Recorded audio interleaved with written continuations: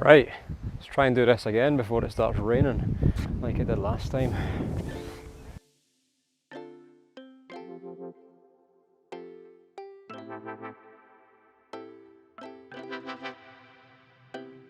And it's raining. Right, so here we are. I've came to this skate park in North Yorkshire, which North Yorkshire Council built for me last night just so I could make this comparison video. Now, I've been chatting about this for a wee while now.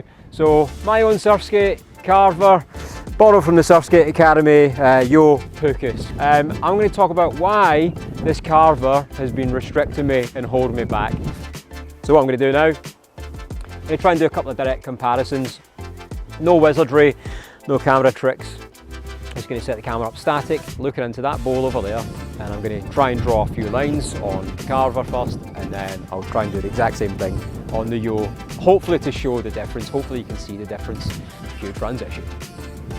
Now, it pains me to say, given that this is covered in my family tartan, like all my stuff, my boards, my van, and everything else, that this board is a restrictive surf trainer, if you want to call it that. Now, I'm not saying it's a bad skate at all, but we're going to get into why this has been holding me back personally. It's also worth stating, I am not an amazing skater. I'm not even a good skater, in fact. I'm okay. Now, I'm fortunate enough, I do the filming with the Surfskate Academy, or the filming for the Surfskate Academy. I get lessons with Seba from the Surfskate Academy. But the important bit, and I think where this is coming from, is that I now understand what I need to understand, what makes a good surf skate and the technique, because I'm constantly filming and editing the lessons that Seba's putting out there with people, and I see that from expert level to complete beginners, complete novices, people who have never been on skateboards at all, never mind surf skates. So I came to this skate park about 6 weeks ago, I think, for the first ever time, any skate park in my life. And I was just messing about on this. I wasn't even breaking the even surface. I'm thinking I'm getting to the top, and I clearly wasn't. But I was really happy. I was happy what I was doing. I've been back now 5 or 6 times. And I came back last night to film for Bravery, do some shooting. And this, I don't know what you call this peak, this huge wave, ramp, whatever, half pipe. I was just attacking it. I hadn't even been on this side of the skate park, and just because we had a nice sunset back here, I thought I'm just going to attack it on this. And man, I was so high, and you probably wouldn't think it was that high for somebody that can skate. I really don't care what you think about my ability, but I'm really happy with where I've got to. And for a few reasons, this has given me so much more confidence. Now, I'm definitely not saying this is a bad skate. This is an amazing surf skate. It's so much fun. When I got it about 2 years ago as a gift from the amazing Special K, she's absolutely stunning, thank you so much. I would go out doing what I thought was surf skate training, just like pumping for 5 miles, which I now know isn't surf skate training. Actually, that was to my detriment, because I was picking up really bad techniques at pumping.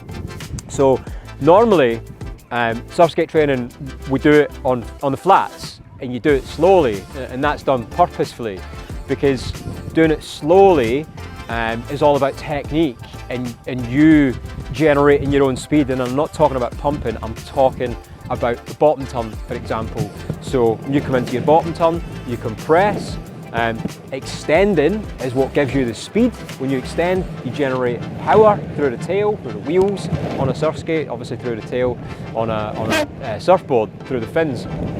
And when you extend, that gives you the speed. When you compress, that's what allows you to carry the speed forward and not just lose it, something I've always been guilty of when I'm surfing. So in the flats, slowly, I've been able to train that, and that has actually been the one exercise that's allowed me to progress in surfing more than anything, because it's allowed me to get down the line. It's made me read waves better, because I can now get to the next section. So I thought I'd, on my own, try and take this into the skate park. Now, I wasn't getting very far, and I was coming back and back and back here, and on this, I just wasn't getting any better. It was really frustrating me.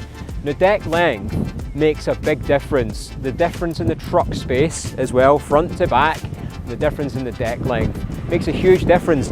This is a lot longer than this board, okay, but this feels more surfboard-like. It moves more like a surfboard. When you first get on it, it feels super loose. I mean, I've got my Carver as loose as I can pretty much make it, but it's still stiff in comparison. When I first got on this YOW, and it doesn't matter what YOW it is, I've got access to them all through the Surfskate Academy. I could have used any for this and they all would have gave me the same sort of thing. So I was using this in here after maybe 4 or 5 times of using the Carver. The Carver was allowing me to maybe get so far up here, but so many times I was jumping off, ditching the board. I didn't have the confidence to follow it through for a couple of reasons. One, I didn't have the speed, which is fair enough. You need speed to carry through turns. But even with the technique, this isn't moving, this concrete isn't moving, it's not a wave, it's got no energy, no swell behind it, whereas a wave would. And that wave, regardless of how slow I go around it, is still pushing you forward. So the theory for me is that I should still be able to carry through the turn to a level of degree, of course.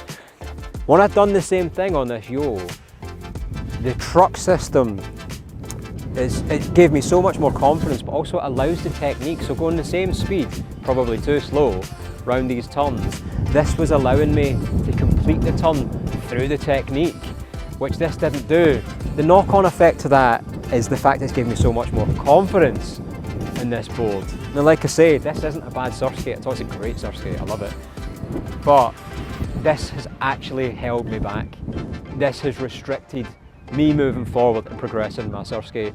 So much so that last night when I came here, I don't know how high I was, but I was hitting this pretty high on this. And even now, I wouldn't have the nuts to do it on this. I just wouldn't, it's too short, and I don't have the confidence that I can turn it. So, it's a lot of money, I'm sure you would agree, to go buy a Surfskate. If you've never been on one, to know if it's going to work for you or if it isn't. I've not been on Smooth Stars, the other brand I've got is a D-Street, which again, not cheap, but it's a cheaper version of YOW. And that was like ridiculously restrictive. I would not dare bring that in here. So the whole purpose of this is just for me to give my experience, my opinion, as somebody at an average level but is progressing, and I understand what I need out of it. So I would say, from a personal perspective, 100%, I would go with a YOW. If you're looking to buy a Surfskate, obviously if you can afford it, and in fairness, the boards they're not that far apart in price these days anyway. But if you want to Surfskate train for surfing, this is the board.